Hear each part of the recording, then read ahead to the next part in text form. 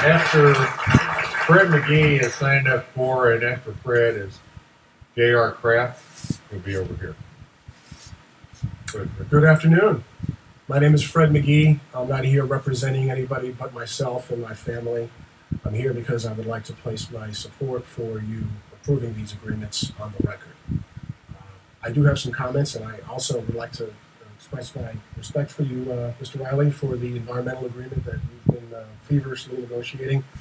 I have the perspective of having grown up with Formula One. I'm from Karlsruhe in Germany, and in Baden-Württemberg, which is my home state in Germany, we have a Formula One racetrack, the Hockenheimring, which I think has some wonderful things about it that could also go into the environmental agreement, and that's where I would like to make my comments. They're in the spirit of trying to make this agreement better.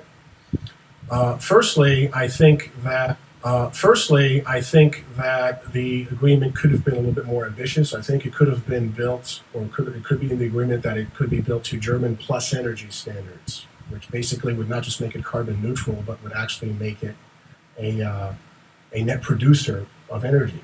I think there are ways that you could drastically accelerate the construction of solar and wind in a place like that. Of course, Germany has a feed-in tariff, but that's something that Austin Energy could negotiate. It's an out-of-the-box idea that I think could be placed on the table. It would sweeten the deal for the developer and allow the developer to sell power back to the utility at the correct price. But my baseline in terms of green building for this facility would be a LEED Gold standard. I'm going to advocate in this instance for LEED because LEED is a national, indeed international green building standard versus Austin Energy's program, which is not. This is an international facility. It has global reach, and the certification for it should be a global certification. So those are really the two main things that I would do. I can talk specifics with you if you'd like. The Hockenheimring, for instance, is in a forest, lots of vegetation. There's also parking for recreational vehicles. It's a big part of the business plan of that facility to allow people to reserve spots with their RVs for the event, and it's a multi-purpose facility open most of the year.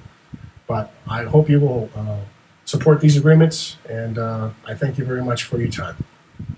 Thank you.